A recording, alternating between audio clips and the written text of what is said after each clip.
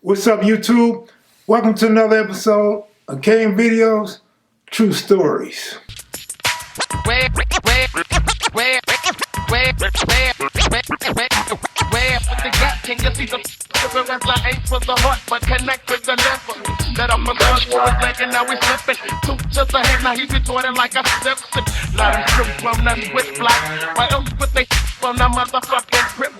I don't know, but it feels me when I after, so pick this Crips. That was it. I never stopped banging. I started banging hard, then I got so hard till it was a shame. Welcome to another episode of Kev Videos, True Stories. Today's story takes place about 2011, 2010, something like that. And it's how I ended up getting cool with the Santana Blocc Compton Crips. And so what happened is this. I was doing an article on the Santana Bloccs. Baby Gangster and Melly Mel and SAG helped me put that together. I shoot to Compton and I meet Ken, which is Bullet's twin, the person responsible for, or one of the people responsible for Santana Blocc Compton Crip. I meet their mother. This is also the brother of Bay Rob, Stacy White, who I've recently interviewed on the Blue Channel. And I talked to Moms. Moms laced me on a whole lot of stuff, gave me a lot of facts, and told me that a lot of these things in which she told me was only known to the family, not necessarily the homeboys in the set. Of course, I used to fuck with Whiskey too. Whiskey was my partner, rest in peace.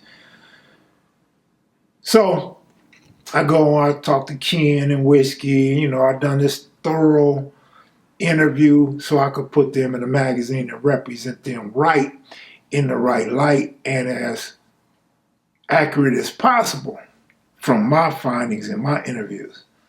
So I did that. Magazine came out. I basically did everything myself. I put the money up for it. I did the layout, got it printed up and everything. But before I got to that point, SAG calls me up one day, and SAG was like, Mac, why are you doing this? Who are you? Because I'd already been talking to you through my homeboy Lunatic Frank. He hooked us up. And now I feel kind of some type of way about you asking me who I am and what this is about. So I answered his question, and he was satisfied with the answer. I'm kind of in my feelings, so I don't even want to talk to dude no more. Dude calls me back up, like, cuz I'm on my way to the hood. All right. Crenshaw Slauson? No, cuz my sister's having a birthday party, or, he says his niece now. Things change over time, but it was his sister's birthday party. Joanne, I believe her name is. They call her JoJo. It was something going on with one of my brother's deaths at the time. I don't know if it was her or her, but my niece was also having something too. And I knew I'd be there for a few days. And I got a hold of you. And so I'm like, what we meeting at? He like, cuz I'll call you back. Boom, he get off the phone, he called me back. He said, I'm almost to LA. And I said, Kev, I'll be in town for a few days. I said, blase, they're gonna have something at the VFW, blase for my niece. Okay, well, where we meeting at? He said, cuz I'm going to the party. Where's the party at? He gives me the address. Cause I'm still kind of steaming, right? Like, let's see face to face and see what y'all talking about. And I'm gonna tell you what I'm talking about. I show up by myself. He said, okay, man, I'm going to pull up on you. I'll see you then. I didn't tell no homies. I didn't bring no homies. I pop up where he want me to pop up.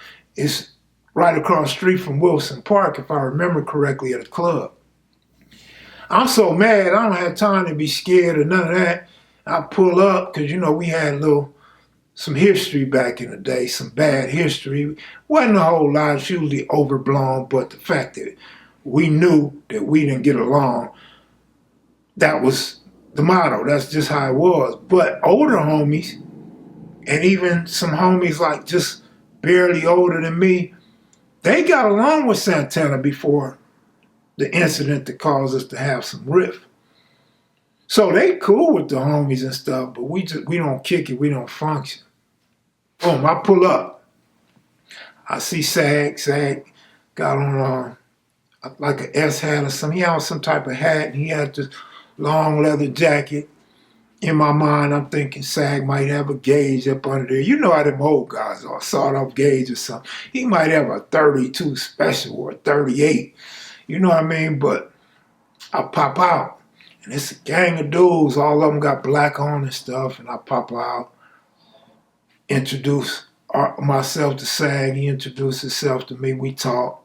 He like, come on, cuz, let's go in the club. So we go in the club. And we get up in the VFW, and we sitting up in there, and we talking, and I'm telling you, you know, about outside the Rose Spring Willow and the main streets that cut through us, and I was explaining to him, you know, on west of the tracks of Willowbrook, we got Treetop, we got this, that, and third. And I was explaining to her, east of us on Santa Fe, we got Am Lane. And I said, well, you know, I said, as a matter of fact, I said, come on, I'll show you how close we are.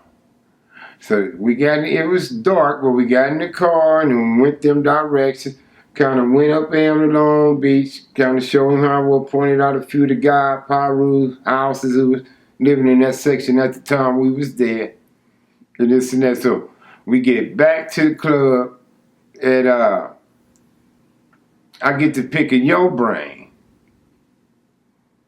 about your idea.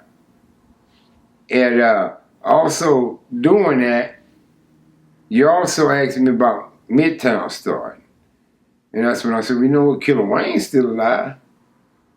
Ask him. So he said, you hooking me up with Killer Wayne? I said, yeah, I eat for Killer Wayne all the time. So at the time, Wayne was doing pretty good for himself. He had Section 8 and all that. He had a spot somewhere in Long Beach, I believe it was. So Kid Wayne was doing pretty good for himself at that moment. But anyway, you also got an opportunity to see Wood Rat and Albatross Band. Mm-hmm. Both of them rest in peace now. Mm-hmm. You got to see Wood Rat and Albatross Band, because me and you was sitting on like the bar side of the club. My sister and I on them, a few other, you know, everybody, they was on the other side club. And Big Woody and them come in, they go over there stuff, you know, hollering at them over there. And I guess my sister told Woody, hey, Sag in town. You know, he over there. So that's where Woody come. And that's the last time I had embraced Big Woody.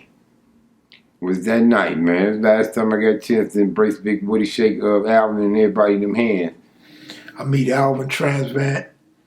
Bitter Dog Bruno was there. Wood Rat, rest in peace, from Nutty or Grindy's. You know, some people say he was from Grindy's, others say Nutty. So I meet the homies, and we talking, a lot of young homies, Lil Melly and Caddy and a few other youngsters, about 2 other youngsters, walk up to Sag, giving Sag his props. Another dude like, cuz I'm a youngster, I never met you, heard so much about you, I know your family, blah, blah, blah. So Sag was getting his props, and Sag was feeling it. But the most striking thing to me, not just because they all had black on, but these dudes had on leather coats and all had some fly hats on, and they was tall. And I'm not used to everybody in the party being as tall and taller than me. That shocked me. I was like, these Compton niggas, these East Side Compton niggas, some corn-fed ass niggas. Not in a bad way. But I'm like, they some big dudes. Like, you know, that's a tough squabble to be squabbling these dudes. You know what I'm saying? They all look fit and, you know, they look ready to go without question in their older ages. But definitely look like a tough set to be trying to have a physical altercation with, right? So, boom, we talking and shit. I get Sag to the side. I'm like, cuz, you cool with Wood Rat now? He like, yeah. I'm like, oh, I thought y'all had that nutty South Atlantic thing going on. He like, no, cuz, we straight. Sang all loud so everybody can hear. No, cuz, we straight. Woo. I'm like, damn, I was just asking a question. I ain't from Compton. I don't know Compton politics like that. Or at all, really. So we sit down and shit, having a drink. And Sag say, cuz, I'll be right back. Stay here. I don't really like that. You know what I mean? I'm by myself. Cuz tell me to stay here. Something come up. My sister wanted to run down the street to the house to get something. So she asked me to come with her. I told you to hold tight. Cuz leaves with his sister. And they come cat. So we get down there, and somebody pulled up, said, hey, they down there fighting at the VFW. I said, what? I said, oh no, I left Kev Mac down there. When they come cat, a whole fight had broke out, cuz. I don't know what set these dudes is from. It's people squabbling, like they getting down. And then you got the Santanas. Some is trying to break it up. Some really don't want to get involved in that. And I'm like, damn. And they just rumbling all over, hitting tables and chairs. So I take off running. I ain't wait on Jobo to get the car started. Get out of the house to get the car started. I just take off running. I get down there. The ruckus is sort of over when I got there. But I get inside, Kev Mac's still in there. I say, "Cuz, you all right?" You said, yeah. You said, man, they fighting like a motherfucker though, Sag. But I don't remember who was fighting that night. But I meant to ask my sister, do she remember? I know some of the homies was in that scuffle though. So Sag heard about it. So Sag say, cuz, you all right? Yeah, I'm all right. I laugh. I'm cool. I'm straight. He like, you straight? I'm straight. So he said, all right, I'll be cack again. Cuz leaves again. But really, the whole time, I'm like, damn, cuz, like, I'm out of place. I don't know these dudes, nigga. I'm from 60. I'm out of bounds, really, like. But Sag had told me, when they see you with me, ain't nobody gonna bother you, cuz. And so, at that point, a lot of people were leaving. I decided I'm gonna get up and leave too. I'm not gonna sit here and wait on Sag. So on my way out, you know what I'm saying, run across Bitter Dog Bruno again, and OSG Sag, and I say bye to his sister. And I'm out of there. Like, it's too much drama, man. I get caught up in somebody else's gang fight or gang war. You know what I'm saying? My homie's gonna be wondering, what was Kev Mac doing there? Why he didn't tell nobody and why he didn't bring nobody? You know what I'm saying? So that was racing through my mind. But nah, man, Sag was honorable. Sag made sure everything was cool. He made sure I met everybody that was somebody. I believe Whiskey was there that night, I believe. If I remember correctly, Whiskey was there. I'm not 100% sure, but I'm pretty sure. But yeah, man, so in SAG, we trust, right? Despite what people may think of SAG or say about SAG, he made sure I was good in his hood, and I got to meet his family members and homeboys, and got to have a drink. Can't remember if I ate the cake, Annie Mae. Annie Mae, I don't know if I ate the cake, but I kind of remember having some cake, but I don't know if we made it that far because the fight had broke out. Nevertheless, I wanted to match up my story with SAG's story because this is a story I've been wanting to tell for a long time. Plus, we need some content. I ended up getting cool with the Santana Blocc Compton Crips. And I've been, going to some of their functions, been to a couple funerals, been on the block with them. I developed a relationship with Rockhead, Melly Mel's two sons. Of course, I done interviewed Gangster, Gertz, Tiny Man, few dudes over there, right? I don't know if Tiny Man was the right name. Little Man, Tiny Man, I'm not sure. But met quite a few of them dudes, right? I got some history with old Dwight Fight, man. That's my bro, man. May his soul rest in peace. Mm-hmm. You know what I mean? U2 album, Trash Van. That was the last time I saw you alive, too, brother. I'm out of here, y'all. Be sure to click the like button. If you're new to the channel, please subscribe. Don't be afraid to leave a comment. and let me know what you think about the story or what type of stories you would like me to talk about next. I will be going to LA soon, so we run out of time as far as any new stories anytime soon. I salute you all for watching. I'm out of here. Peace. Have a good one.